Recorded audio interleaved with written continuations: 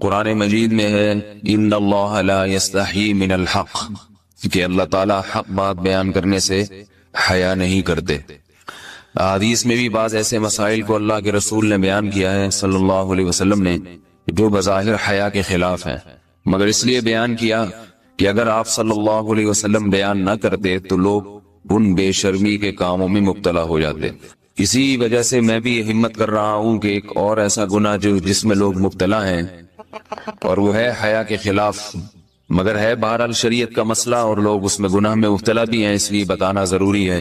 وہ یہ ہے کہ لوگ شادی کے بعد بھی آج کی نوجوان نسل زوجہ سے، بیوی سے غیر فطری طریقے سے ہم بستری کرتے ہیں۔ انٹرنیٹ پہ بےہودہ فلمیں دیکھتے ہیں تو جو چیز انگریزوں کی دیکھ رہے ہیں کہ ان کے کلچر آہستہ آہستہ میڈیا کے ذریعے ہمارے معاشرے میں بھی آ رہا ہے۔ اللہ کے رسول صلی اللہ علیہ وسلم نے لعنت فرمائی ہے، ایک روایت میں ہے کہ اللہ اس کی طرف دیکھے گا نہیں کہ جو اپنی زوجہ سے پچھلے راستے سے ہم بستری کرے گا۔ یہ بیماری بھی، یہ گندگی بھی لوگوں میں پھیلتی جا رہی ہے، خاص طور پہ جن کو لڑکوں سے بدفعلی کی عادت پڑ جائے تو وہ زوجہ سے فطری راستے سے ہم بستری نہیں کرتے۔ اللہ نے فرمایا کہ نساؤکم حرث لکم، یہ تمہاری زوجات ہیں، بیویاں ہیں، یہ نسل بڑھانے کے لیے ہیں، تو اسی راستے میں انسان اپنی خواہش کو پوری کر سکتا ہے جس راستے سے نسل بڑھتی ہے۔ اس کے علاوہ کسی اور راستے سے اپنی خواہش کو پورا کرنا یہ حرام ہے، گناہ کبیرہ ہے، گندگی ہے۔ ہمارے پاس کیسز آتے ہیں، ایک پاک دامن لڑکی کی شادی ہوتی ہے، لڑکا بھی بظاہر بڑا نیک، لیکن کیا ہے، لڑکا چونکہ ٹھرکی ہوتا ہے، شہوت کا درندہ ہوتا ہے، تو وہ یہ نہیں دیکھتا کہ میں اپنی بری خواہش مٹانے کے لیے میں اپنی زوجہ کو غیر فطری طریقے پر مجبور کیسے کر سکتا ہوں، تو مجبور کرتا ہے پھر اپنی بیوی۔ اس میں جو عورتیں زیادہ پاک دامن نہیں ہو، نیک نہ ہو، یا ان کو یہ ڈر ہو کہ طلاق ہو گئی تو ہم کہاں جائیں گے، وہ پھر اپنے شوہر کے ساتھ اسی غیر فطری طریقے پر آمادہ ہو جاتی ہیں، اور اس کا عذاب اور اس کا وبال یہ ہوتا ہے کہ کچھ دنوں میں ان کو بھی اسی کی لت پڑ جاتی ہے۔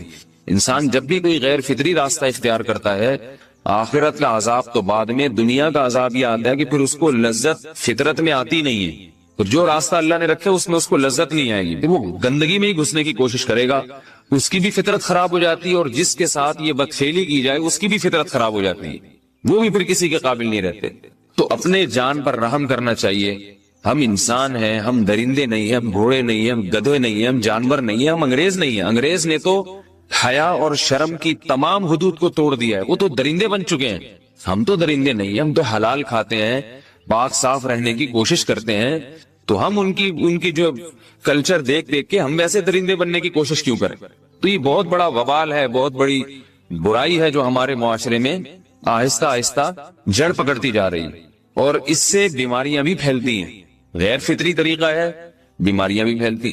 ایسے کیسز آتے ہیں کہ جناب وہ مرد مجبور کر رہا ہے بیوی کو، اور وہ بیوی جو ہے ساتھ نہیں دیتی تو پھر اس کو طلاق کی دھمکیاں دیتے ہیں، ایسے کیسز بھی آتے ہیں۔ اور یہ بھی آتا ہے کہ مرد جب اپنی بیوی کو غیر فطری طریقے پر مجبور کرتا ہے، بیوی آمادہ نہیں ہوتی، تو مرد پھر یہ دھمکی دیتا ہے کہ بھائی میری خواہش تو تم سے پوری ہوتی نہیں ہے، پھر میں دوسروں کے پاس جاؤں گا۔ تو یاد رکھیں، جس عورت کا شوہر یہ دھمکی دے اس کو کہ میں زنا کروں گا اگر تم نے میری خواہش پوری نہیں کی غیر فطری طریقے سے، تو عورت اپنے شوہر سے کہہ دے کہ جاؤ تم کہیں اور جا کے منہ کالا کرو، تمہاری فطرت میں گندگی ہے تو یہ مجھے گندا بنانے کی کوشش نہ کرو، اس کو زنا کرنے دیں، وہ اللہ آخرت میں اس سے بھگتے گا۔ ہر بیماری کا اللہ نے علاج رکھا ہے۔ اللہ کے رسول صلی اللہ علیہ وسلم نے فرمایا، صحیح بخاری کی حدیث، ما انزل اللہ من داء الا انزل له دواء، کوئی بیماری ایسی نہیں ہے جو اللہ نے نازل کی ہو اور اس کے لیے دوا نہ رکھی ہو دنیا میں۔ تو اگر کسی کو ایسی لت پڑ گئی ہے غیر فطری کام کی، تو اس کو چاہیے کہ وہ اپنا علاج کرائے، ڈاکٹر سے بھی رابطہ کرے، اور سب سے بڑا علاج یہ کہ کچھ وقت صبر کرے گا، چھوڑ دے گا کچھ عرصے کے لیے، تو خود بخود آہستہ آہستہ صحیح ہو جائے گا۔ ایک آدمی شراب کا عادی ہے، ایک علاج تو یہ کہ ڈاکٹروں سے رابطہ کرے، بہترین علاج کے چھوڑ دے، کتنے دن تڑپے گا؟ ایک دن، دو دن، تین دن، چار دن، ایک ہفتہ، دو ہفتہ، بہت زیادہ سال ہو جائے گا نا، اس کے بعد خود بخود ٹھیک ہو جائے گا۔ سگریٹ کا عادی ہے، چھوڑ دے گا، تو کتنے لوگ ہم نے دیکھے ہیں دن میں 20 سگریٹ پیتے تھے، چھوڑنے پر آئے تو بالکل ایک دم چھوڑ دی انہوں نے، آہستہ آہستہ کر کے چھوڑ دی، لیکن تکلیف ہوئی مگر عادی ہو گئے۔ تو اب کسی کو یہ لت پڑ گئی ہے غلط کام کی، برائی کی، تو اس کا بہترین علاج یہ ہے کہ وہ اپنے آپ کو بدلنے کی کوشش کرے، ماحول بدلے، اور کچھ وقت صبر کرے گا تو اللہ اس سے یہ عادت چھڑا دے. نہیں کی، صبر نہیں کیا اس نے، پھر اسی گندگی میں موت واقع ہوگی، پھر آخرت کا عذاب بہت سخت. نسلیں برباد ہو جاتی ہیں اس عمل سے انسان کی. تو بات حیا کے خلاف ہے، مگر یہ کہ ایک بزرگ تھے وہ بات فرما رہے تھے، تو کسی نے پوچھا کہ حضرت آپ حیا کے خلاف بات کرتے ہیں، تو انہوں نے فرمایا تم بے حیائی کے کام نہیں چھوڑتے، ہم اس چھڑوانے کے لیے بات کریں تو ہم برے ہیں، اور تم کام کرو تو بھی برے نہیں. برائی کا کام کرنے میں برا نہیں بنتا، اور برائی کے خلاف بولنے والا برا بن جاتا ہے کہ دیکھو یہ کیسی باتیں کر رہے ہیں. تو بھائی باتیں ہیں اس لیے ہیں کہ یہ معاشرے میں یہ برائی پھیلتی چلی جائے گی، اور یہ ہماری اپنا کلچر نہیں ہے، یہ امپورٹ ہو رہا ہے باہر سے، یہ امپورٹ ہو رہا ہے، یہ وہاں میڈیا کے ذریعے آ رہا ہے. تو وہ چیزیں دیکھا نہ کریں اور ان لوگوں سے دور رہا کریں. ہمیں تو دین کا داعی ہو کے ان کو ہدایت پر لانا تھا، بجائے ہم ہدایت پہ چل کے دوسروں کو چلانے والے بن کے ان کے راستے پہ ہم نے چلنا شروع کر دیا. اللہ تعالیٰ ہمیں اب دیکھیں ان کے ہاں ایڈز کا مرض پھیل گیا ہے. آپ بتائیے یہ ایڈز کا مرض ہمارا ہے کیا؟ یہ بیماری ہماری ہے یا ان کی ہے؟ ہمارے ہاں بیماریاں ہیں، کھانسی ہے، نزلہ ہے، ٹھیک ہے نا، بلڈ پریشر ہے، شوگر ہے، یہ بیماریاں ہماری ہیں. کوئی اللہ کا شکر ہے گندی بیماری ہمارے ہاں نہیں ہے. جتنی گندگیاں ہیں وہاں سے آ رہی ہیں. ایڈز کا مرض وہاں سے امپورٹ ہوا ہے. وہ ایڈز کا مرض اسی بدفعلی کی وجہ سے پیدا ہوتا ہے، اسی سے جراثیم پیدا ہوتے ہیں، اور اتنا خطرناک مرض کے ایسے متعدی ایسے پھیلتا ہے. افغانستان میں ایڈز کا ریشو 0 تھا، 0. وہ جانتے نہیں تھے کہ ایڈز کا مرض ہوتا کیا ہے. جب سے امریکن آرمی، برطانیہ آرمی افغانستان میں آئی ہے، فوجی آئے ہیں، افغانوں میں ایڈز کا مرض پھیل گیا ہے. انہوں نے وہاں بدفعلیاں شروع کر دی ہیں. تو وہ تو حالانکہ ان کے لیے زنا کتنا سستا ہے، کتنا سستا ہے نا ان کے لیے زنا، پھر بھی وہ لڑکوں کی طرف مائل ہوتے ہیں.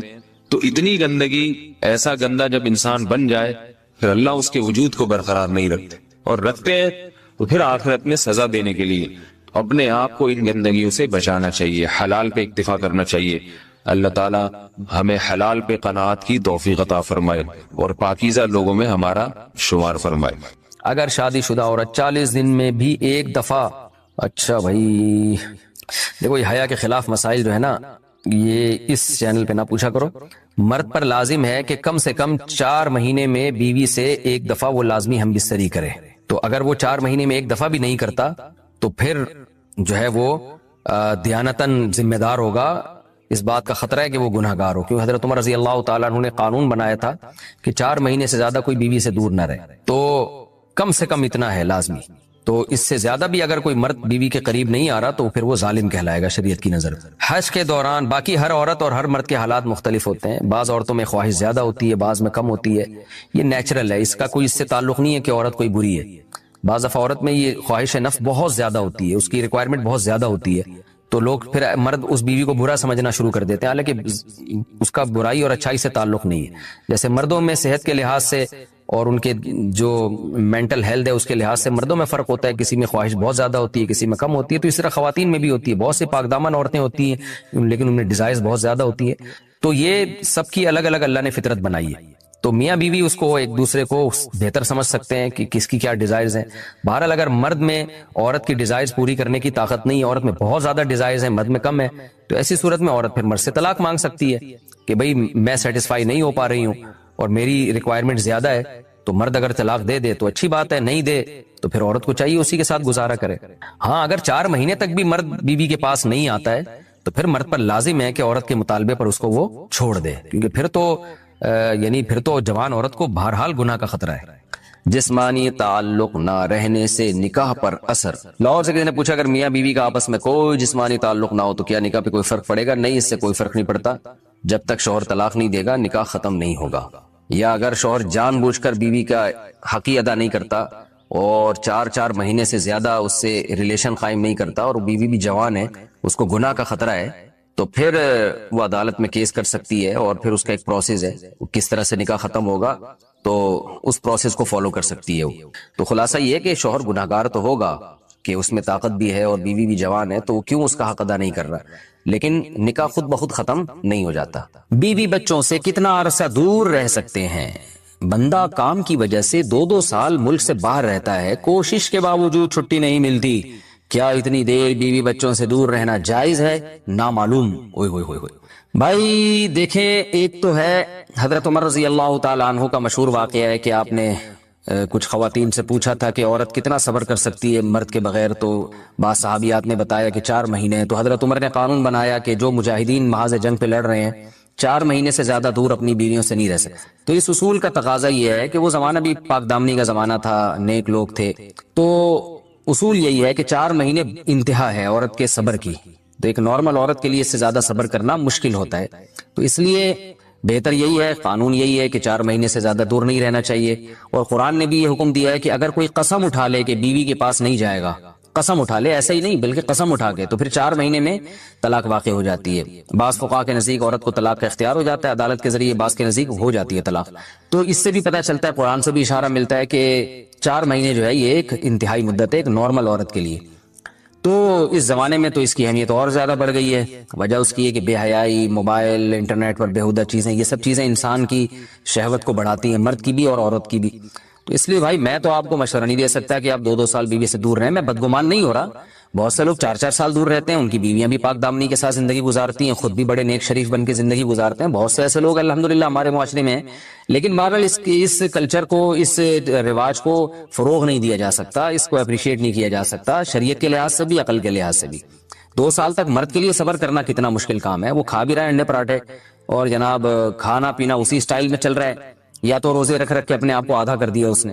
تو سوال عورت کے ساتھ مرد کا بھی تو ہے نا. مرد نے تو قوت اور شہوت اللہ نے اور بھی زیادہ رکھی ہے، تو وہ کیسے صبر کرے گا؟ مرد کی جو قوت برداشت ہے وہ فقہا نے اور اطباء نے بیان کی 1 مہینہ ہے. تو 2 سال تک بیوی سے دور ہیں. میں پھر بھی بتا دوں، میں بدگمان نہیں ہو رہا کہ جو دور ہیں آپ ان کے بارے میں برا سوچنا شروع کر دیں، لیکن بہرحال یہ اپنے آپ کو فتنوں میں ڈالنے کے مترادف ہے. اس لیے ایسی جاب نہ کریں. 2 سال تک بیوی سے دور ہیں، یا تو بیوی کو ساتھ لے کر جائیں یا بیوی کے ساتھ ہی رہیں. کہیں ادھر ہی کم پیسوں میں انسان گزارا کر لے بیوی بچوں کے ساتھ، یہ زیادہ اچھا ہے زیادہ پیسوں کی لالچ میں بیوی بچوں سے دور رہنا. باقی بیوی آپ کی راضی ہے اس جاب پہ، یا آپ کے پاس کوئی آلٹرنیٹ ہے ہی نہیں، آپ جاب چھوڑ کے آئیں گے تو آپ کو لالے پڑ جائیں گے کھانے پینے کے، تو ایک مجبوری ہے. مجبوری کے حکام الگ ہوتے ہیں، لیکن نارملی اس کی بہرحال ترغیب نہیں دی جا سکتی. دیکھیں قرآن مجید میں اللہ نے ارشاد فرمایا نا، یوم یفر المرء من اخیہ وامہ وابیہ وصاحبتہ وبنیہ. قیامت کے دن کی ہولناکیوں کو اللہ نے بیان کیا کہ انسان اپنے باپ سے دور بھاگے گا، بیٹے سے دور بھاگے گا، بھائی سے دور بھاگے گا. جہاں بیوی کا تذکرہ آیا تو یہ نہیں کہا کہ بیوی سے دور بھاگے گا، بلکہ فرمایا اس سے دور بھاگے گا جو اس کے ساتھ رہا کرتی تھی، یعنی صاحب کہتے ہیں ساتھ رہنے والے کو، صاحبہ سے دور بھاگے گا. تو اس سے پتہ چلتا ہے کہ قرآن میں اللہ نے بیوی کو جو ڈیفائن کیا ہے نا، اس کی جو صفت بیان کی ہے وہ یہ کہ جو آپ کے ساتھ رہتی ہے. تو جب شادی ہو گئی تو سمجھو بیوی پھلترو کی طرح چپک گئی ہے آپ کے ساتھ، جہاں جاؤ گے آپ کے ساتھ جائے گی. تو قرآن سے بھی اشارہ ملتا ہے کہ بیوی سے ساتھ رہنے کی چیز ہے. اب آپ 2 سال، پھر ایک دفعہ تھوڑی ہوتا ہے کہ 2 سال کے لیے چلے گا 2 سال بعد واپس آئے. جو باہر جاب کرتے ہیں وہ تو پھر آئے 1 مہینے بعد پھر 2 سال کے لیے چلے گا، ان کی تو ساری جوانی باہر ہی گزر جاتی ہے. تو اس لیے مجھے یہ بہرحال سمجھ میں نہیں آتا ہے، شریعت کی روح سے یہ پسندیدہ کام نہیں ہے. بہت سخت مجبوری ہے تو ایک الگ بات ہے، لیکن اچھا کام نہیں ہے. غربت میں انسان بیوی بچوں کے ساتھ گزارا کر لے، یہ زیادہ بہتر ہے اس دولت سے جس میں انسان بیوی بچوں سے ہی دور ہو. کیا کرنا ہے ایسی دولت کا کہ آپ اپنے بیوی بچوں سے گھر بار سے دور ہیں. انسان جو شریف آدمی، عزت دار آدمی، اس کو تو گھر میں سکون ملتا ہے بھائی. عورت کا شوہر کے بغیر سسرال میں رہنا. اگر شوہر کام کے لیے گھر سے دور ہو، بیوی سسرال میں شوہر کے بغیر رہتی ہو، پردے کا کوئی لحاظ نہیں ہے، اس صورت میں بیوی کے لیے کیا حکم ہے؟ شوہر کے ساتھ رہے یا سسرال میں؟ اگر شوہر ساتھ نہیں رکھتا بلکہ اپنے گھر والوں کے ساتھ رہنے پر مجبور کرے تو بیوی کیا کرے؟ طارق صاحب اسلام آباد سے. دیکھیں شوہر اگر جاب کے لیے گیا ہے 8 مہینے 1 سال بعد گھر آتا ہے، تو اصل مسئلہ تو یہ ہے کہ جہاں شوہر رہے گا بیوی وہیں رہے گی. شوہر کو چاہیے کہیں بھی گیا ہے اتنے لمبے سفر کے لیے تو بیوی کو ساتھ لے کے جائے. اس پر میں کئی بار دلائل دے چکا ہوں، قرآن سے بھی حدیث سے بھی. ان دلائل کو میں ریپیٹ نہیں کروں گا. اس میں شوہر کو بھی فائدہ ہے، بیوی کا بھی فائدہ ہے. گناہ سے دونوں بچیں گے، فتنے کا اندیشہ کم ہوگا. اتنے عرصے اس دور میں بیوی سے دور رہنے میں انسان میں خطرہ ہوتا ہے کہ گناہ میں مبتلا نہ ہو جائے. اور پھر بیوی کے ساتھ ایک نوعیت کی ظلم اور زیادتی بھی ہے کہ آپ 8 9 مہینے اس کو چھوڑ کے چلے جاتے ہیں، تو یہ یعنی اس کی بیچاری کی بھی تو جوانی ساری برباد ہو جاتی ہے، پوری شوہر کے بغیر جوانی گزرتی ہے. تو اس لیے اصل حکم تو یہی ہے، شوہر جہاں رہے گا بیوی اس کے ساتھ رہے گی. لیکن بعض غریب لوگ ہوتے ہیں، ان کے پاس وسائل نہیں ہوتے، سعودی عرب میں مزدوری کی جاب کر رہا ہے، وہ بیوی کو ساتھ رکھ نہیں سکتا. اگر رکھے گا تو خرچے اتنے بڑھ جائیں گے کہ وہ کمائے گا کیا. پھر بعض لوگ مجبور ہوتے ہیں، دبئی میں رہ رہے ہیں، کہہ رہے ہیں فلیٹوں کا کرایہ اتنا ہے، بیوی کو یہاں رکھا تو بھائی ہم بچے گا ہی کچھ نہیں ہمارے لیے. تو ایسی شدید مجبوری میں پھر میاں بیوی کمپرومائز کر سکتے ہیں، بھائی میں مجبور ہوں کمانے کے لیے جا رہا ہوں، تمہیں بھی پتا ہے میں اگر یہاں رہوں گا تو تمہیں ہی کھانے کے لالے پڑیں گے، تم ہی مجھے تنگ کرو گی پھر. تو ایسی صورت میں پھر بیوی سسرال میں رہے یا میکے میں رہے. تو اصول تو یہ ہے کہ جہاں شوہر چاہتا ہے وہاں رہے، اصولی بات تو یہ ہے، کیونکہ جب رخصت ہو کے آ گئی ہے وہ سسرال کی امانت ہے نا. ہر آدمی چاہتا ہے کہ بھئی میری بیوی میرے والدین کے ساتھ رہے، یہی ہمارا کلچر ہے، اور شریعت میں اس کے ناجائز ہونے کی کوئی دلیل بھی نہیں ہے. اور میاں بیوی کے بہت سے معاملات عرف متعین کرتا ہے، تو ہمارے عرف میں یہی ہوتا ہے کہ بیوی پھر سسرال میں رہتی ہے، رخصت ہو کے آ گئی ہے وہ. تو اس میں اصل حکم تو یہی ہے کہ شوہر جہاں چاہ رہا ہے وہاں رہے. اگر شوہر چاہ رہا ہے کہ میرے ماں باپ کے ساتھ رہو تو پھر عورت کو جائز چیزوں میں شوہر کی اطاعت اس پر لازم ہے، اس کو چاہیے کہ وہ شوہر کے وہاں رہے جہاں اس کے ماں باپ ہیں. لیکن اگر واقعی سسرال میں اس پر ظلم ہو رہا ہے، بہت زیادہ بے پردگی ہو رہی ہے احتیاط کے باوجود، یا خدا نخواستہ جوان دیور ہیں، خطرہ ہے خدا نخواستہ. عام طور پہ ہمارے معاشرے میں ایسا خطرہ ہوتا نہیں ہے، خیر الحمدللہ غالب ہے، لیکن بعض دفعہ خطرہ بھی ہوتا ہے. دیور جوان ہے، خطرہ ہے، جوائنٹ فیملی ہے، تو پھر عورت سسرال میں نہیں رہے گی، پھر وہ شوہر کی غیر موجودگی میں اپنے والدین کے گھر رہے گی. پھر ایسی صورت میں شوہر کو بھی چاہیے کہ وہ بیوی کو فورس نہ کرے، اپنے دیوروں کے ساتھ رہنے پر مجبور نہ کرے. اس میں فتنے کا اندیشہ بہت زیادہ ہے. نبی صلی اللہ علیہ وسلم نے فرمایا الحم وہ موت، یعنی موت کی طرح دیور کو قرار دیا گیا ہے احتیاط کے معاملے میں. تو میں دیوروں پہ بدگمانی نہیں کر رہا کہ بہت سے دیور بھی بیان سن رہے ہوتے ہیں، وہ کہتے ہیں یار ہمیں یہ بنا کے پیش کر دیا، ہم تو بہت اچھے ہیں. آپ کے علاوہ کی بات کر رہا ہوں، جو میرا اس وقت چینل دیکھ رہے ہیں ان کے علاوہ کی بات کر رہا ہوں. لیکن بہرحال احتیاط ضروری ہے. شوہر دور ہو، جوان بھابھی ہو گھر میں اور دیور بھی ہوں تو الحمدللہ ہمارے معاشرے میں خیر غالب ہے. لیکن کہیں بھی فتنے کا اندیشہ ہوگا تو وہاں پر پھر عورت اپنے والدین کے ساتھ رہے گی. گھر کو تباہ کرنا ہو اس کا طریقہ بھی میں آپ کو بتاتا ہوں. بہترین پیکج ہے میرے پاس. گھر کو تباہ کرنا ہو میں بتاتا ہوں. آپ اس کے بعد طلاق ایسوسی ایشن کھول سکتے ہیں. آپ گھر کو تباہ کرنا ہو تو بھی اصلاح کا لیبل لگایا جائے. اللہ نے گھر کو سیدھا رکھنے کے لیے ایک اصول بتا دیا، وہ اللہ والا اصول ہمیں سمجھ میں نہیں آ رہا. اللہ نے کہا یہ جو میاں ہے، جس کو میاں کہا جاتا ہے، یہ کم بخت جیسے ملک کا ایک سربراہ ہوتا ہے، وہ اچھا ہو برا ہو آپ نے اطاعت کس کی کرنی ہے؟ سربراہ. اب ہم لال بتی پہ سگنل توڑ دیں، بولیں کہ ہمارے صدر مملکت چونکہ سرداری ہیں اور کسی کو وزیر اعظم شہباز شریف سے بھی اختلاف ہو سکتا ہے، تو یہ دونوں ہمارے حکمران ہیں، میں ان کے قانون کو مانتا ہی نہیں، لہذا میں ریاست کو مانتا ہی نہیں، میں لال بتی توڑتا ہوا جاؤں گا. تو یہ لاجک کی بات ہوگی؟ بھائی ریاست اچھی ہو بری ہو، آپ نے انتظامی چیزوں میں حکومتی لا کو فالو کرنا ہے آپ نے. تو گھر بھی ایک اسلام کہتا ہے کہ اسٹیٹ ہے، ایک ریاست ہے. میاں کبھی اچھے ہوتے ہیں کبھی میاں برے ہوتے ہیں، لیکن سربراہ رہتا ہے وہ کم بخت. عورت یہ کہہ کے اپنے شوہر کی اطاعت سے جان نہیں چھڑا سکتی کہ میرا میاں اچھا نہیں ہے. چلے گی بھائی گھر میں کس کی؟ میاں کی. اب خواتین کو اصلاح کے نام پہ فساد میں ڈالا جاتا ہے. نہیں، یہ کیا لگتا ہے تمہارا جتنے اس کے حقوق ہیں اتنے ہی تمہارے حقوق ہیں. بہت ساری چیزوں میں رکاوٹ ہیں، بہت ساری. میں ایک ایک کا نام لوں گا نا تو وہ بہت لمبی چوڑی فہرست ہے اس کی. بعض کے